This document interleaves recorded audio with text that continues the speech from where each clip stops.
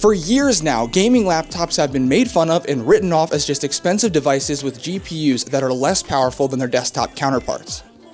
But is that still the case?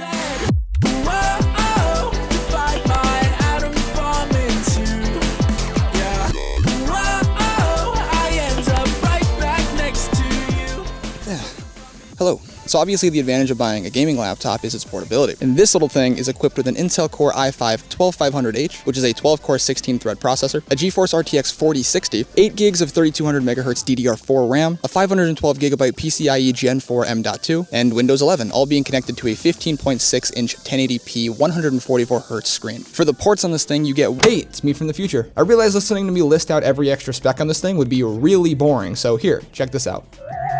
Gotta love the power of editing. Okay, back to the video. Are you still following? Now this exact model retails for about $1,100, but on Amazon it's on sale for $900 right now. So depending on what the lowest price is for you right now, you can make your judgments based off of that. But let's not beat around the bush and start talking about benchmarks, since I'm sure most of you guys are dying to hear some. For this test, I benchmarked Cyberpunk 2077, Dying Light 2, and Fortnite. I would have loved to benchmark Call of Duty Modern Warfare 2, but the game literally wouldn't stop crashing, and my account for Grand Theft Auto 5 was hacked, so no dice on that one either. On your screen right now are the results for each game along with their respective graphics settings. Note that all of these are average FPS values with DLSS mode set to performance, because if it's not, you're gonna lose a huge amount of frames, and I'm talking steady under 60 FPS. I also ran the system through a Cinebench R23 multi-core benchmark. In my opinion, this laptop will get you pretty far with medium settings on basically any current game, sometimes pushing higher FPS than you'd expect on high settings like it did with Cyberpunk 2077. That's not terrible for a gaming laptop. The worst performance, however, came from Dying Light, with FPS dropping by about half from low to high settings, just something to note. Also something to note is that this thing will get extremely hot as well as extremely loud. Here's me loading into a game of Fortnite.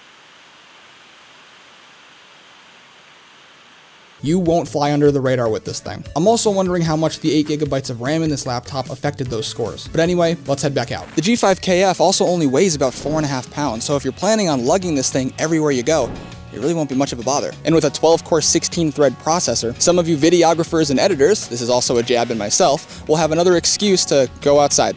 I mean, so long as you can finish up what you're doing in around 3.5 hours. Yeah, the battery life on this thing is actually less than what most gaming laptops are even rated for. That time's usually around 4 hours. The nice thing is portable chargers are like super cheap, but you know, just make sure you have one on you, or maybe even buy an outlet if you plan on going to a coffee shop or something.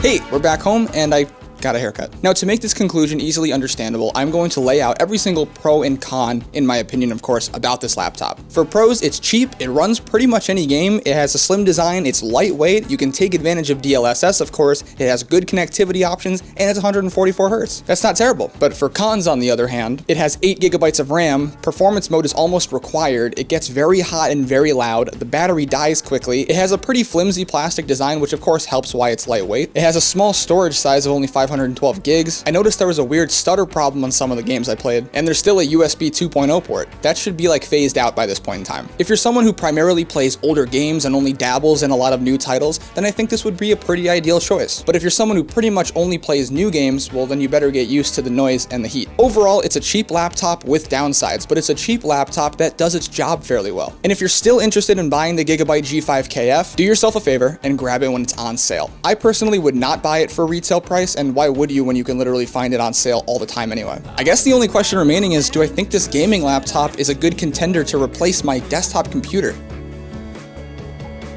No.